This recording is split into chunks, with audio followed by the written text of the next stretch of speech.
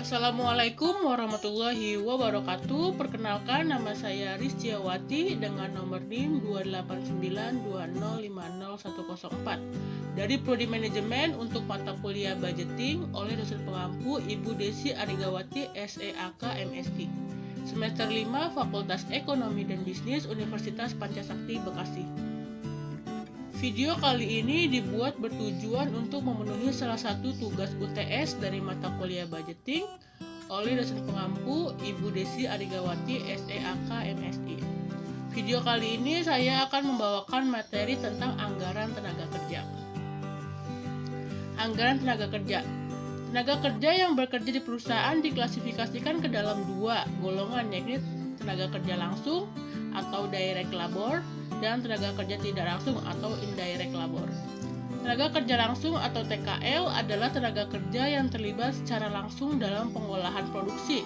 Sedangkan tenaga kerja tidak langsung atau TKTL adalah tenaga kerja yang tidak terlibat secara langsung dalam pengolahan produksi seperti security, bagian administrasi dan lain sebagainya. Di sini ada tarif upah tenaga kerja. Adalah satuan yang digunakan untuk menghitung dasar penetapan pembayaran tenaga kerja. Yang kedua yaitu ada tenaga kerja, yaitu orang yang bekerja dengan mendapatkan imbalan gaji atau upah terdiri dari tenaga kerja langsung dan tenaga kerja tidak langsung. Nah, teman-teman, dengan demikian dapat dikatakan bahwa anggaran tenaga kerja adalah anggaran yang merencanakan secara terperinci tentang upah yang akan dibayarkan kepada tenaga kerja langsung untuk periode yang akan datang. Anggaran tenaga kerja meliputi rencana tentang jumlah waktu yang diperlukan untuk menyelesaikan suatu produk, tarif upah, dan waktu kapan dikerjakan. Hal-hal yang terperinci dalam anggaran tenaga kerja harus dikaitkan dengan jenis produk yang dihasilkan dan tempat atau departemen di mana tenaga kerja akan bekerja. Di samping itu, satuan yang digunakan untuk menghitung tenaga kerja harus ditentukan terlebih dahulu. Di sini, manfaat dibuatnya anggaran tenaga kerja bagi perusahaan. Adapun manfaat dengan dibuatnya anggaran tenaga kerja bagi perusahaan adalah dapat dijadikan sebagai yang pertama, pedoman kerja manajer lini dalam mendorong efektivitas buruh mencapai sasaran kerja. Yang kedua yaitu sebagai alat ukur efisiensi kerja melalui analisis penyimpangan tarif upah dan jam kerja. Yang ketiga ada sarana untuk menentukan besarnya harga pokok produksi. Yang keempat, biaya tenaga kerja dapat direncanakan dan diatur secara lebih efisien. Dan yang kelima, sebagai alat pengawasan biaya tenaga kerja. Faktor yang mempengaruhi penyusunan tenaga kerja. Faktor-faktor yang diperlukan dan perlu diperhatikan dalam penyusunan anggaran tenaga kerja adalah yang pertama, kebutuhan tenaga kerja. Yang kedua, penarikan tenaga kerja. Yang ketiga, latihan bagi tenaga kerja baru. Yang keempat, evaluasi dan spesifikasi pekerja bagi para tenaga kerja. Yang kelima, gaji dan upah yang harus diterima oleh tenaga kerja. Dan yang keenam, pengawasan tenaga kerja. Teknik yang digunakan dalam perhitungan anggaran tenaga kerja. Yang pertama, ada teknik menghitung jam kerja standar tenaga kerja langsung atau TKL. Dengan metode ini, perusahaan tinggal menghitung taksiran kebutuhan jam kerja keseluruhan yang dibutuhkan untuk memproduksi seluruh produk perusahaan dalam volume yang direncanakan. Jika pembayaran ditentukan berdasarkan jam kerja, maka tinggal dihitung taksiran jam kerja yang diperlukan untuk menyelesaikan satu unit produk dikalikan dengan tarif per jamnya. Hasil perkalian itulah akan menghasilkan biaya tenaga kerja per unit produk. Volume produksi dikalikan dengan biaya tenaga kerja per unit produk akan menghasilkan biaya tenaga kerja total. Jadi rumusnya di sini ada jam kerja standar sama dengan kuantitas dikali jam standar tenaga kerja langsung. Yang kedua ada menghitung anggaran biaya berdasarkan total jam kerja atau hari kerja. Jika pembayaran biaya tenaga kerja ditetapkan berdasarkan hari kerja, maka harus dihitung hari kerja dalam 1 bulan atau 1 tahun dikalikan dengan jumlah tenaga kerja keseluruhan. Hasil perkalian itu merupakan biaya tenaga kerja yang dianggarkan untuk memproduksi seluruh produk dalam satu periode. Rumusnya yaitu anggaran biaya TKL sama dengan jam kerja standar dikali tarif upah standar. Teknik yang ketiga yaitu menghitung anggaran berdasarkan unit produk. Jika pembayaran tenaga kerja ditetapkan berdasarkan unit produksi yang dihasilkan, maka tinggal dihitung tarif upah per unit produknya, dikalikan dengan volume produksi total. Nah, hasil perkalian tersebut merupakan biaya tenaga kerja total dalam periode tersebut. Selanjutnya kita menuju ke contoh soal. Di sini ada perusahaan maju bersama merencanakan sebagai berikut. Yang pertama, rencana produksi.